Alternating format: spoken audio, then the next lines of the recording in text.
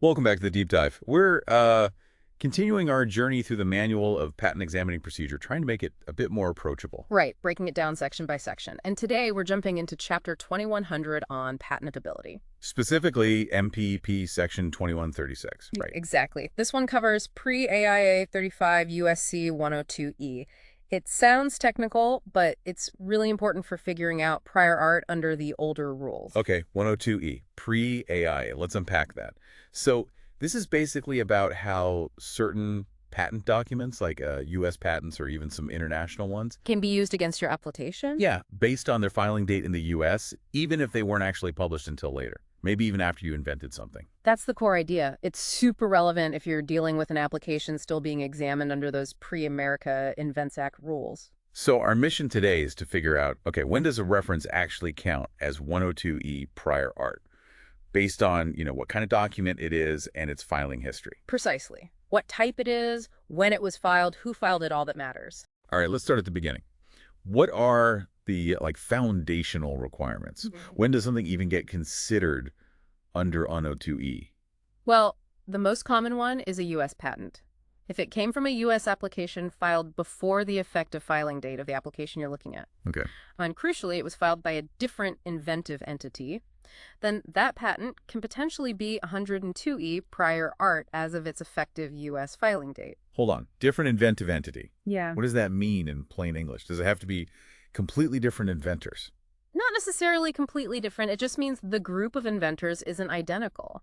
So if your application has inventors A and B, and the reference patent has inventors A and C, they're considered different entities because B isn't on the patent and C isn't on the application. Even one inventor difference is enough. Got it. So any difference in the lineup makes them different for this purpose. Makes sense. Okay, what about international applications, PCT filings? Those always seem to have extra wrinkles. They definitely do. For a PCT application's international filing date to be used as a 102E date, there are 3 specific conditions you need to check. Okay, lay them on us. First, the PCT application had to be filed on or after November 29, 2000. That's a hard date. November 29, 2000. Got it. Second, it must have designated the United States, meaning the applicant actually intended to seek patent protection here. Makes sense. And third? And third, this is a big one. It must have been published in English under PCT Article 21.2. Ah, published in English. So that specific date cutoff, U.S. designation, and English publication. It's all 3 or nothing for using the international filing date under 102E. Pretty much. If any one of those isn't met, say it designated the U.S. but was published in German, then you likely can't use the international filing date as the 102E date. So does that mean it's just not prior art then? Not necessarily. It just means it probably doesn't qualify under 102E based on that early filing date. It might still be prior art under 102A or 102B based on its actual publication date. Ah, okay. So the date it actually became public knowledge could still count, just under a different rule. Exactly. The specifics of the publication and filing route really determine which part of Section 102 applies and what date you use. Okay, this is getting clearer, but examples always help. Can we walk through a scenario? Sure. Let's say you have a U.S. non-provisional application filed on January 2, 2001. Okay. And that application properly claims the benefit of an earlier U.S. provisional application filed way back on January 1st, 2000. So it gets the earlier date. Potentially, yes. For 102E purposes, that January 1st, 2000 provisional filing date can become the effective U.S. filing date. But there's always a catch, right? Well, conditions. Yeah. The provisional application has to actually describe the invention claimed in the later non-provisional. At least one claim in the non-provisional needs to be supported by the disclosure in the provisional. Right. You can't just claim anything and get the early date. Exactly. And you need to meet all the formal requirements for claiming priority, of course. But if all that lines up, then yes, that January 1, 2000 date can be the effective 102E date for that application, making it potentially prior art against things invented after that date. That makes sense. You put your stake in the ground with the provisional. Now, slightly different angle. What if the application claims priority not to a U.S. provisional, but to an application filed, say, in Germany a year earlier?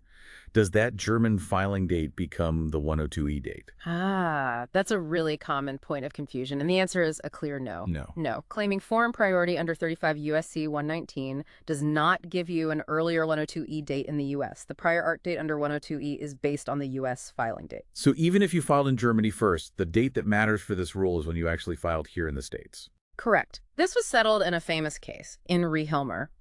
Foreign priority helps you overcome prior art that popped up between your foreign filing and your U.S. filing, but it doesn't change your effective U.S. filing date for the purpose of your patent being used as a 102e prior art against someone else. Okay, wow. That's a critical distinction. U.S. filing date is the anchor for 102e. Good to know. Are there any other sort of special cases or document types we should be aware of? Yes, there's one more worth mentioning. Statutory Invention Registrations, or SIRS. SIRS. Yeah. Vaguely remember those. They aren't quite patents, are they? Right. Think of them more like formal, published, defensive documents. They essentially dedicate the invention to the public, but look like patents. The key thing for our discussion is that for prior art purposes under 102e, SIRS are treated just like U.S. patents. Really? So they can block someone else's patent? Yes, they can be used as 102e prior art, and the date that matters is their U.S. filing date. So even though they don't give exclusion rights, they still function defensively as prior art from their filing date. Huh. Interesting. So it acts like a shield based on that early filing. Precisely. It prevents others from patenting the same thing later. Man. Okay. This is a lot to keep straight. Different dates, different rules depending on the document type, the filing route, the language. It seems like examiners must need a roadmap for this. They definitely do, and the MTP actually provides some good ones. If you look at the full section 2136, it includes helpful flowcharts and detailed guidelines. Oh, actual flowcharts. That's useful. Yeah, they're designed to help examiners and, frankly, anyone trying to understand this, figure out the correct 102e date step by step, depending on whether it's a U.S. patent, a PCT publication, and its specific history. That's good. So there are practical tools embedded right there in the manual. Definitely. Yeah. They try to make navigating these complex rules a bit easier. All right, let's try to quickly recap what we've covered for pre-AIA 102e.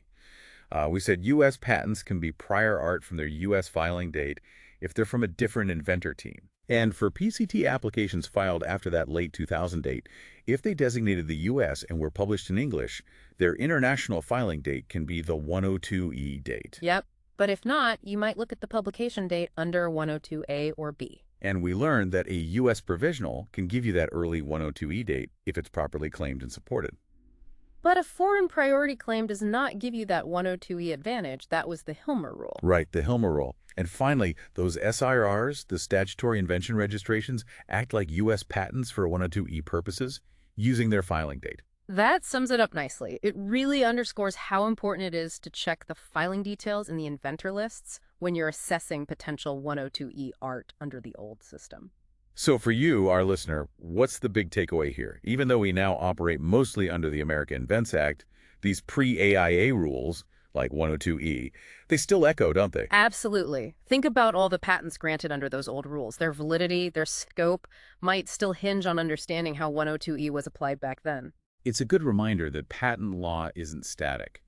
Understanding the history, like these nuances in 102e, really helps make sense of why things are the way they are now and how older rights are interpreted. And it makes you wonder, doesn't it? How might these subtle differences in pre-AIA 102e still play out in courtrooms today when looking at patents with those older filing dates? It's definitely food for thought. Indeed it is. And on that note, we really want to give a huge thank you to Mike Shepard. He's the creative director behind this whole series. Yeah, Mike's vision and dedication to making this complex MPEP material more accessible, it's what makes this project possible. We really appreciate it. Absolutely. So thanks, Mike.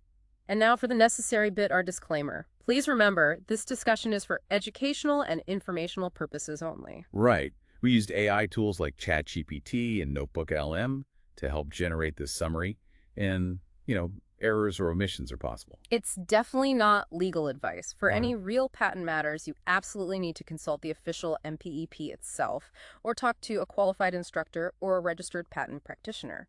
Please rely on those official sources for any authoritative guidance. Thanks again for joining us for this deep dive. We'll catch you on the next one.